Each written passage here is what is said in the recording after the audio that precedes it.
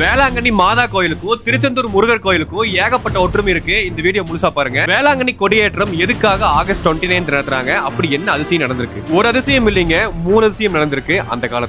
அந்த காலத்து ஜமீன் கிட்ட ஒரு பையன் வேலை பாக்குறான், பால் கொண்டு வர ஒர்க். வர வழியில ஓய்வு எடுக்கும் போது வானத்திலிருந்து காட்சி அளித்த மாதா தாயார் ஒரு குழந்தையோட வந்திருக்காங்க. அந்த குழந்தைக்கு கொஞ்சம் பால் வேணும்னு சொல்லிட்டு அந்த பையன் கிட்ட மாதா தாயார் கேட்டிருக்காங்க. உடனே அந்த பையனை கொடுத்திருக்கான். பால் குறைவா இருக்கே அப்படின்னு சொல்லிட்டு ஜமீன் அந்த பையன் கிட்ட அதட்டி கேட்டிருக்காரு. உடனே அந்த பானை முழுக்க பால் நிரம்பிட்டே இருந்திருக்கு. செகண்ட் அதிசயம், ஒரு மாற்றுத்திறனாளி பையன் மோர் வித்துட்டு இருந்திருக்கான். அந்த இடத்துலயும் மாதா காட்சி அளித்து மோர் கேட்டிருக்காங்க.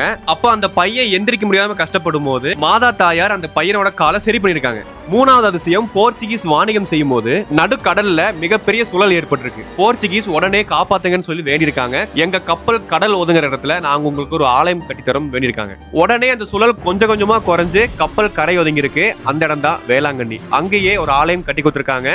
அங்கேயே இப்பவும் எப்பவும் போர்ச்சுகீஸோட ஒரு கொடிமரம் அங்க இருக்கும். இந்த 3 சம்பவமே நடந்த நாள் செப்டம்பர் 8. அதனாலதான் 10 நாளைக்கு முன்னாடி ஆகஸ்ட் 29 வருஷம் வேளாங்கண்ணில கொடி ஏத்தி தேர் திருவிழா நடத்துறாங்க. ஆனா பழைய வேளாங்கண்ணி ஆலயம் 1 கிலோமீட்டர் தள்ளி இருக்கு. அங்கதான் அற்புத கிணறும் இருக்கு. அந்த கிணறுக்கும் திருச்செந்தூரோட 4 கிணறுக்கும் ஒரு ஒற்றுமை இருக்கு. திருச்செந்தூர் முருகன் கோயிலுக்கும் வேளாங்கண்ணி மாதா கோயிலுக்கும் நிறைய ஒற்றுமை இருக்கு. அதை பத்தி நெக்ஸ்ட் வீடியோல பார்ப்போம். நம்ம சேனலை ஃபாலோ பண்ணிக்கங்க, அப்பதான் அடுத்த வீடியோ வரும்.